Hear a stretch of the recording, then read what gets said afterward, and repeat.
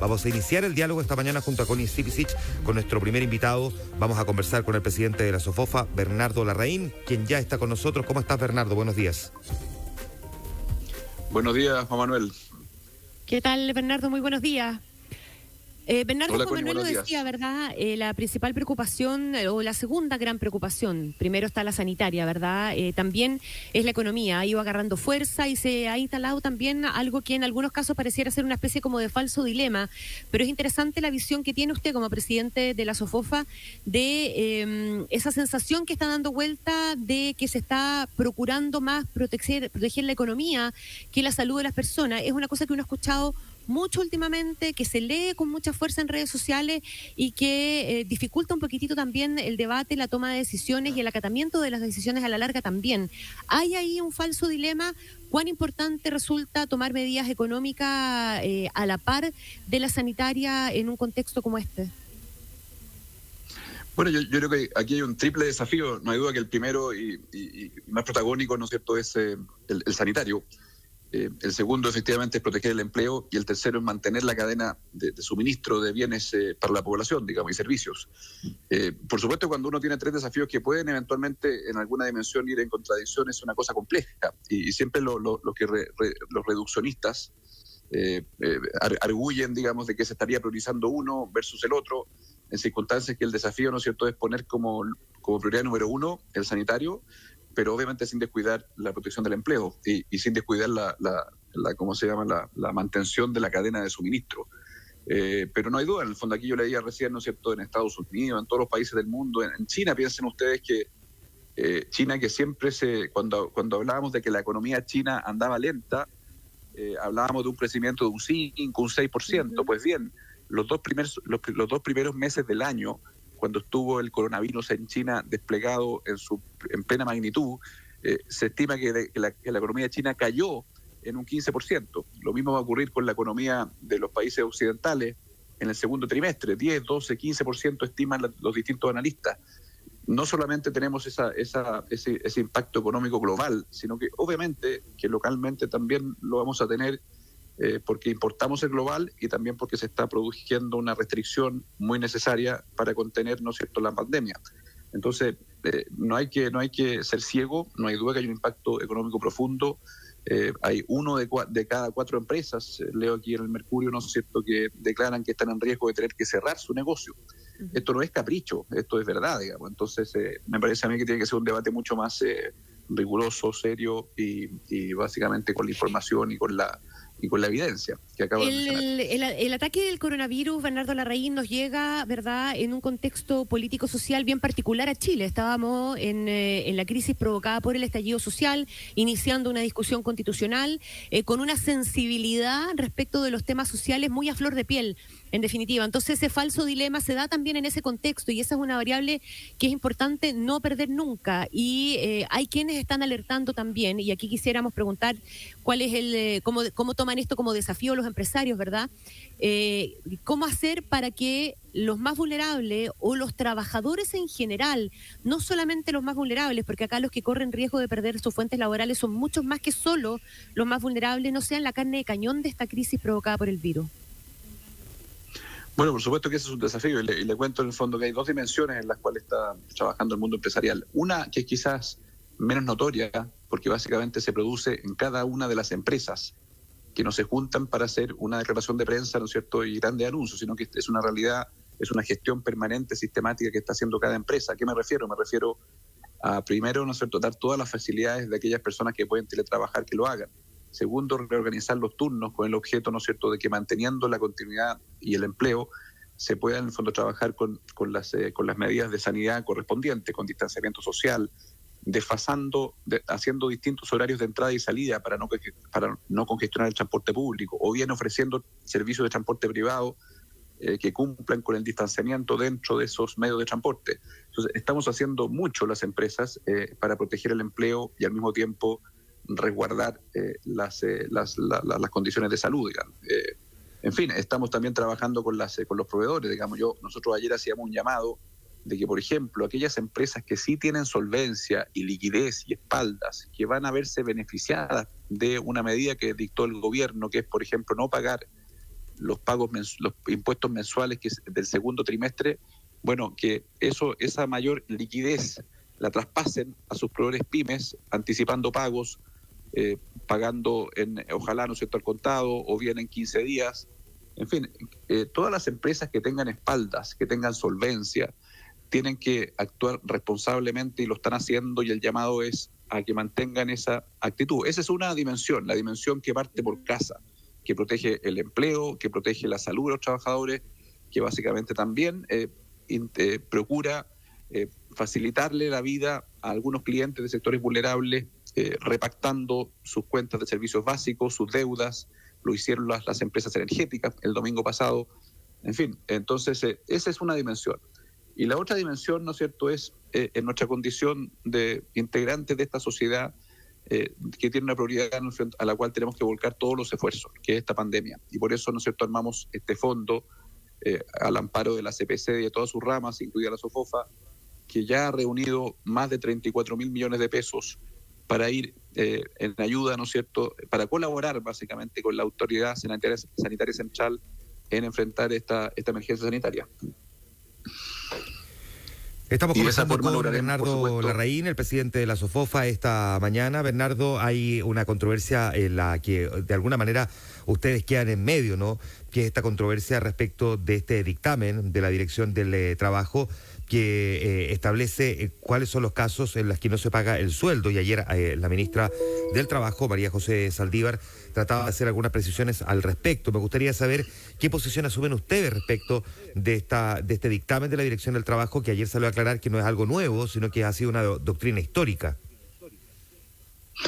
Por supuesto, en el fondo aquí nuevamente uno ya, el llamado es al rigor, a la seriedad en el análisis, digamos. Yo le doy un ejemplo, el caso de dos empresas, un restaurante y una empresa que se dedica exclusivamente a proveer de suministros a los restaurantes. Los restaurantes están completamente cerrados por orden de la autoridad. Por lo tanto, no pueden operar. Lo mismo ocurre en el fondo con ese proveedor que le presta servicios y le provee suministros a los restaurantes. Bueno, esa situación es una fuerza mayor, innegablemente lo es. Eso es una doctrina de la jurisprudencia chilena siempre. Es un acto completamente ajeno a la voluntad de ese restaurante, es un acto completamente ajeno a la voluntad de ese proveedor del restaurante. Es completamente irresistible en el sentido que ese restaurante no puede hacer ninguna gestión para evitar ese acto. Y esas son las condiciones copulativas, por así decirlo, que básicamente configuran una fuerza mayor. Y la fuerza mayor precisamente es un concepto que libera a las partes de sus obligaciones contractuales. Ahora, ese es el caso del restaurante. Por supuesto que, vuelvo al punto original, nuestro llamado es que todas las empresas que puedan sostener operaciones, que puedan sostener el empleo, no hagan uso de esta causal de fuerza mayor. Pero obviamente, en el fondo, en el caso de un restaurante, en el caso de un proveedor de la industria de restaurantes, y así como este ejemplo, hay muchos otros que no tienen ninguna posibilidad ni siquiera de funcionar un mes, digamos. Entonces, en vez de producir un despido, mejor en el fondo lo que corresponde es básicamente suspender la relación laboral. Y esto debe entenderse, este dictamen, junto con el proyecto de ley que ha ingresado el gobierno el día miércoles, que básicamente permite hacer uso del fondo de cesantía precisamente para pagarle la remuneración a esa persona que tuvo que suspender su relación laboral con el empleador. Entonces me parece en el fondo que viéndole la cara a ese pyme, a ese comerciante, creo que en el fondo es completamente comprensible la dificultad que está viviendo y por lo tanto la imposibilidad que tiene, ¿no es cierto?, de sostener esa relación laboral, y por eso es tan importante que se apruebe este proyecto de ley. Yo creo que el dictamen de la Dirección del Trabajo hay que entenderlo en conjunto con el proyecto de ley de protección al empleo. Es interesante esta mirada que nos está haciendo, pero déjame preguntarte esto otro, porque también está siempre evidentemente el temor de que nos encontremos con eventualmente algunas empresas que aprovechen el momento, que no necesariamente califiquen en la descripción que tú acabas de hacer y que precisamente utilicen ese argumento para precarizar la situación laboral del trabajador. ¿Cómo se trabaja eso? En el permanente riesgo, digamos, con el que ustedes han tenido que batallar durante tanto tiempo, ¿no?, del daño reputacional de la empresa. Bueno, obviamente en el fondo, insisto, creo que toda empresa que pueda sostener su operación y que pueda sostener el empleo, obviamente procurando condiciones de salud para los trabajadores, lo tiene que hacer, y yo he hecho todos los días ese mismo llamado. no utilicemos los instrumentos que nos da la regulación, la legislación, que son precisamente para proteger a aquellas empresas que no pueden resistir esta situación. No lo utilicen aquellas empresas que sí pueden resistirla. Las empresas tienen que hacer todos los esfuerzos para mantener en el fondo la operación, por mantener el empleo y también en el fondo por resguardando, insisto, las condiciones de salubridad en el fondo con la cual operan. Pero básicamente tenemos que, aquí hay que reivindicar la palabra autorregulación. Yo decía recién, no utilicemos, por ejemplo, aquellas empresas que tienen solvencia, no utilicemos la postergación de pagos de impuestos en el fondo para su propio beneficio, sino que para extenderle esa liquidez a sus contratistas pequeños. Lo mismo con el tema de la fuerza mayor. Aquella empresa que puede sostener el empleo, esto no es una obligación. Obviamente la empresa en el fondo puede seguir en el fondo pagándole su remuneración a los trabajadores, aún estos no pudiendo concurrir al trabajo.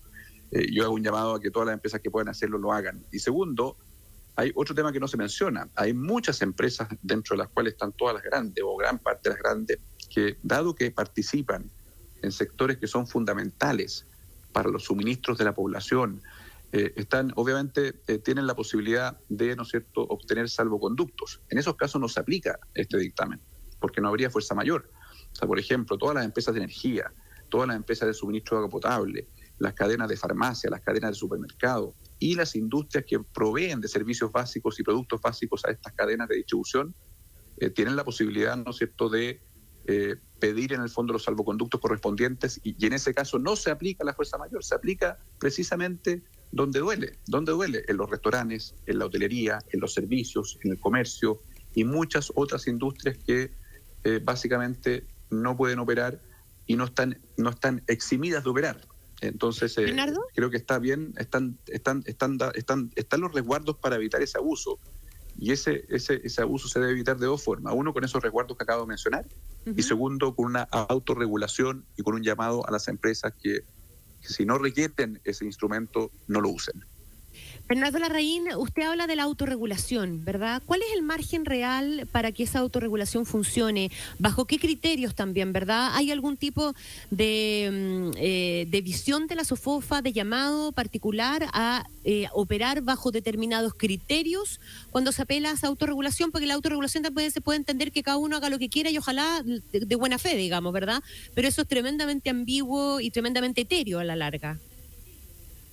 Pero mira, ejemplos concretos, en el fondo, hay empresas que han decretado teletrabajo voluntariamente. Ni siquiera existía la legislación, en el fondo, para realmente respaldar robustamente esa modalidad de trabajo. Hay empresas que han reorganizado turnos, que han puesto a disposición transporte privado para evitar, en el fondo, aglomeración en el transporte público. En fin, son todas, en el fondo es difícil homogeneizar el tipo de acciones que debe acometer cada empresa, porque son realidades muy distintas. Pero lo están haciendo y ese es el llamado. En fin, el mismo llamado con el fondo a aquellas empresas que sí pueden sostener el empleo en estos tiempos de cuarentena, que lo hagan.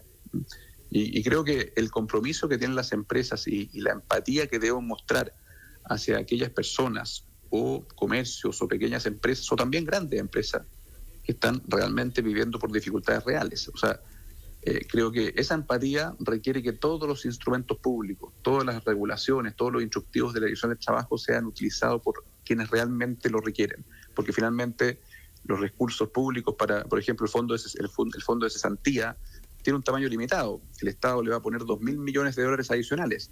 Si se mal utiliza, se va a agotar antes y probablemente van a haber otras empresas que sí lo requieren, que no van a poder usar el instrumento. Por lo tanto, el llamado es, insisto, a la autorregulación, al comportamiento responsable, a sostener el empleo, si es que lo pueden hacer. Y eso está ocurriendo todos los días en muchas empresas y lo hemos visto en el fondo como empresas voluntariamente están haciendo anuncios. La telefonía dijo en el fondo que toda la data que iba a fluir por las plataformas de educación sería gratuita. Las empresas de energía anunciaron que toda cliente del sector vulnerable que no pudiera en el fondo pagar su deuda, sus cuentas, se acercara. En fin, eso lo estamos viendo todos los días. Insisto, ese es el primer piso de lo que están haciendo las empresas y este segundo piso es estas acciones colectivas, ¿no es cierto?, como este fondo que constituimos en la CPC para ir en colaboración. Le voy a preguntar más detalles de ese fondo, pero antes una cosita, más a lo mejor a modo de una reflexión, ¿verdad? ¿Hay algo de lo que estamos viendo hoy día, producto de los efectos que empiezan ya a asomar, ¿verdad? Está dejando la crisis del coronavirus y de los que estamos proyectando eventualmente se puedan venir a dar, que haga que a usted le haya otorgado o le haya dado algo de sentido algunas de las demandas que surgieron en Chile producto del estallido social? Algunas precarizaciones, ¿verdad? O situaciones precarias o vulnerabilidades que se expusieron como parte de las demandas que hoy día están quedando francamente en evidencia. Por supuesto, en el fondo, o sea, así como así como hay una o sea, desde que ocurrió el estallido social, por supuesto que toda persona, ¿no es cierto?, que vive en este país, creo que ha tenido un mucho mayor grado de sensibilidad de ciertas desigualdades, ¿no es cierto?, que eran inaceptables. Digamos, hoy día en el fondo visualizamos la de salud, por ejemplo. En los servicios de salud, en el fondo, la disparidad de calidad que hay, ¿no es cierto?, en los servicios de salud, ¿no es cierto?, entre los sectores más privilegiados y los sectores más vulnerables. La situación de la cuarentena, ¿no es cierto?, es fácil hacer cuarentena en nuestras casas. ¿Cómo es hacer cuarentena, ¿no es cierto?, en Bajos de Mena? En fin, yo creo que son cosas que nos deben hacer mirar mucho más de cerca estas realidades y a enfrentar esas desigualdades que son inaceptables. ¿Cuáles son esas, digamos? De acceso, calidad a bienes tan básicos como la salud, como la educación. Desigualdad, ¿no es cierto?, en urbana, básicamente. ¿Cómo hemos planificado las ciudades donde básicamente hay áreas verdes en los sectores oriente de la capital de gran magnitud, por así decirlo, y brillan por su ausencia en los barrios más vulnerables, de servicios de salud. En fin, la realidad de una persona que vive en Bajos de Mena y que se transporta 1 hora y media en un transporte público que muchas veces es congestionado, versus la persona que va caminando a su oficina. En fin, yo creo que la planificación de la ciudad, ciudades más integradas, es un desafío que se hace nítido, ¿no es cierto?, cada día más. Y respecto del rol del Estado, ¿cambian algo la visión en el contexto del debate que estábamos teniendo, verdad? Respecto del rol del Estado y de algunas instituciones, en definitiva, en medio de una crisis como esta. Bueno, mira, yo creo que yo he pensado harto en el fondo en que aquí va a haber un día después de la pandemia. Y me parece a mí que van a cambiar completamente las preguntas. Y eso es relevante para el proceso constitucional, es relevante para el proceso político, para las leyes que estamos discutiendo, para los requerimientos de modernizar el Estado. Y es interesante empezar, a pesar de que la contingencia obviamente copa todo, justificadamente, me parece a mí que van a quedar una serie de preguntas. Ya estamos observando estos días, ¿no es cierto?, cómo cambió el trabajo, cómo cambió el comportamiento de compra, ¿no es cierto?, en un supermercado, la compra responsable, los pedidos online. O sea, hay un montón de tendencias que las anticipábamos que vendrían en 10, 15 años más, que yo creo que con lo que estamos viviendo estos días se van a quedar instaladas, digamos. Por lo tanto, eso desafía regulaciones, desafía al Estado. ¿Qué pasa con los servicios de salud? Yo creo que, volviendo al debate de salud y al Estado, claro, alguien podrá decir en el fondo, mira, aquí se visibiliza la necesidad de un Estado más grande. Yo creo que eso no es así. Yo creo que se visibiliza la necesidad de un Estado mucho más pragmático, que básicamente toma la provisión privada de salud como parte integrante del sistema y colabora con y que hace que la salud privada colabore con la salud pública. Hace algunos meses vimos el debate cuando la Asociación Chilena de Seguridad ofreció realizar 30.000 operaciones al año, no GES, de personas que estaban en lista de espera. Y cómo la política le dijo que no. Exactamente, o sea, la política le dijo que no porque estaba en discusión un proyecto de ley de modernización del FONASA y decía, ¿no es cierto?, que si es que no había capacidad en el sector público, bueno, habían prestaciones que lo iba a hacer el sector privado financiado por el Estado. ¿Cuál es el problema de eso? El pragmatismo tiene que prevalecer. Lo relevante, ¿no es cierto?, es la atención oportuna de calidad de salud a esa persona que la requiere. Si es que la Asociación de Seguridad le ofrece operarse y esa persona está en una lista de espera en el sistema público, ¿por qué no? Yo creo que la mirada, ¿no es cierto?, de un Estado, de la discusión Estado más grande, más chico, no es la pertinente. Requerimos un Estado moderno, flexible, pragmático, dinámico, que si es que un servicio de salud o una operación la encuentra en una clínica privada que tiene, ¿no es cierto?, cierta capacidad ociosa, ahí estará. Si es que una institución como la HS le ofrece 30.000 operaciones en sus instalaciones con mejor tecnología, con mejor personal médico, ¿por qué no? Me parece en el fondo que eso es un desafío, en el fondo muchas discusiones que se estaban dando con una lógica un poquito del pasado. Déjeme preguntarle para cerrar, Bernardo Larraín, es el fondo, ¿verdad?, que se está acumulando. Ya van 37.000 millones, decía usted, y la meta era llegar a los 50.000, según había dicho Juan Sutil, ese fondo para colaborar con la crisis sanitaria. ¿Cómo va a operar exactamente? ¿De qué forma esos recursos se van a llegar a la crisis? ¿Por dónde van a entrar, verdad? ¿Cómo se puede disponer de ello?